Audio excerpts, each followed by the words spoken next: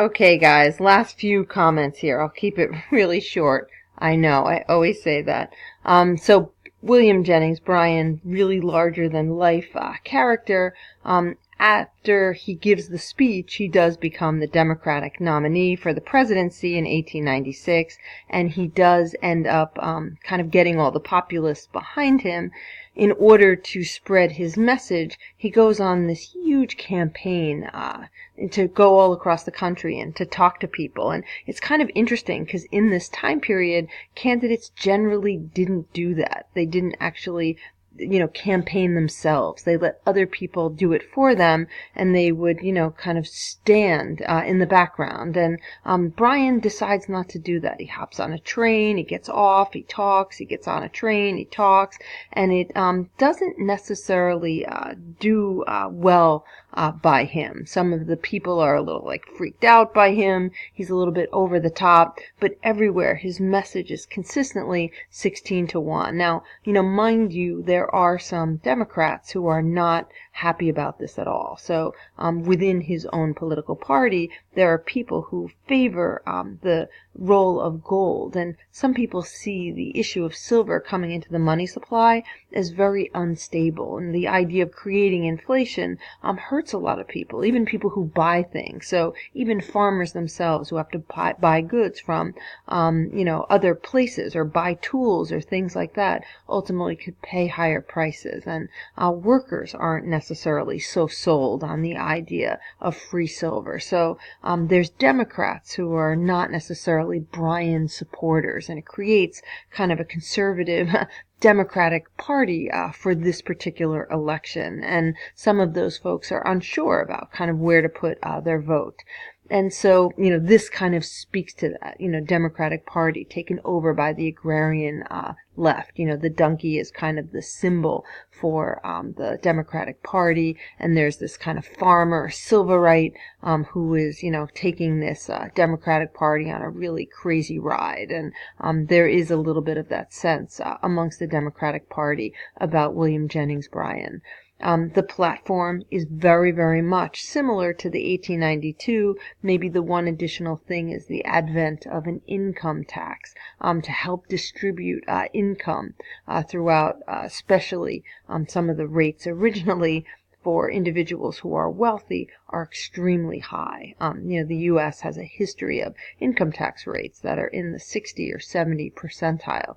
Even in the 1950s and the 1960s, income tax rates were high. Prior to the 16th Amendment, kind of the early 1900s, there was no income tax at all. Sorry, I wanted to go back a little bit. This is just like class, trying to go back. The individual that you're looking at in this particular picture is one of the reasons the populist message becomes so strong. This is Hanna. He's kind of like a political person who is creating a way in which his candidate, who's William McKinley, can win the presidency. So this is the guy seeking the political campaign funds. This is the guy who's kind of working some of the numbers to ensure that his candidate wins, and he is, working to get people to favor his candidate. So kind of think of him in a way as a little bit of a go-between, but he's the person that people see. The candidate himself, William McKinley, is somebody who is conservative, whose platform includes keeping the United States on the gold standard, and ultimately his entire campaign is run from his front porch. He doesn't move or budge. He becomes very, very much kind of in the background, and it's the representation of his ideals that Hanna sells kind of on his behalf.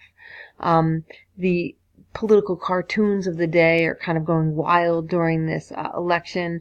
What was William McKinley doing in 1861? He was serving in the army, and he's still serving the public. William Jennings Bryan was looked at as kind of a baby, no experience. He was barely 35, 36 years old, to this day, the youngest individual to run for the presidency.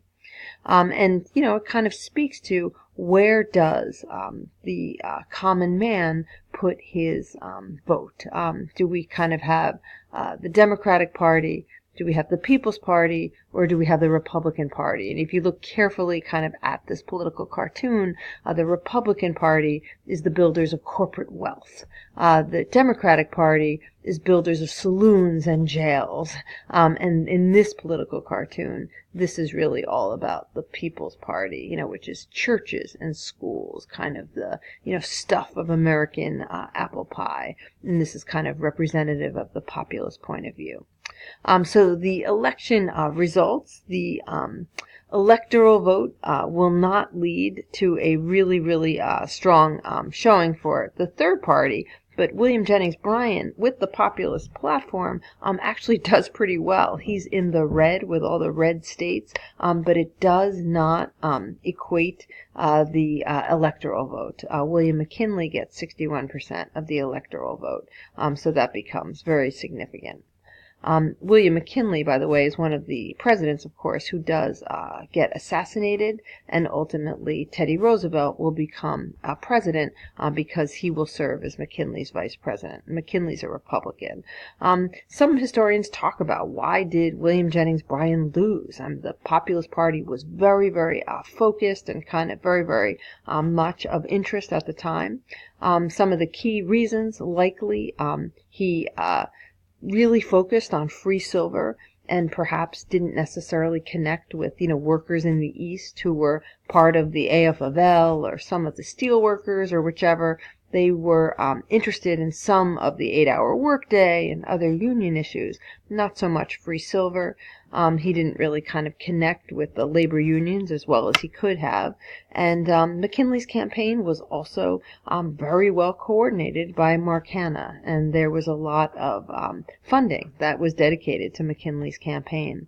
At the end of the day, this populist party kind of ceases to really ever exist again. The farmers as a group do end up benefiting, even though free silver never comes back. There's never really a time where silver enters back into the money supply. The degree of gold that gets increased because of new findings of gold. There's actually a huge increase in inflation as a result of what happens to gold. And by 1900, the U.S. has completely kind of dedicated itself to gold. And farmers will be better off by 1900. And kind of that alone, the end of the economic crisis, is going to enable there to be, a lot more quieting down of the Populist Party, where we'll see after the turn of the century of a much more kind of active role for government will be in American cities. It's really the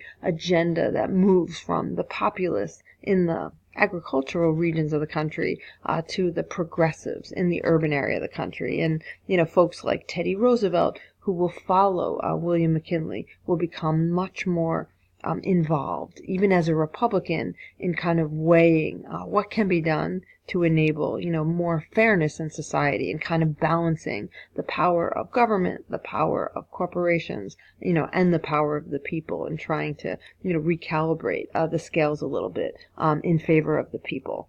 Okie doke. So one last, just kind of commentary. There is, of course, a great deal of work done about the allegory of the Wizard of Oz. Quite a few historians have suggested that the Littlefield thesis, which was kind of written in the 1960s, suggesting that the book, The Wizard of Oz, is really about kind of the populist platform and some of the populist movements. Everything from Coxey's Army to the common man to the American worker and the farmer. Even William Jennings Bryan has a role in The Wizard of Oz. The silver slippers and the yellow brick road, and even the name Oz, which stands for ounce. Lots of that can be significant. So I'm going to give you guys a way to check out a few video clips of The Wizard of Oz, and you can kind of try without looking it up. So try not to look up what the references are and what some of the symbols mean, but try to do your best to kind of describe how the allegory of the Wizard of Oz might speak to some of the political messaging of the Populist Party. Okie doke, have a good weekend, and I'll see you next week.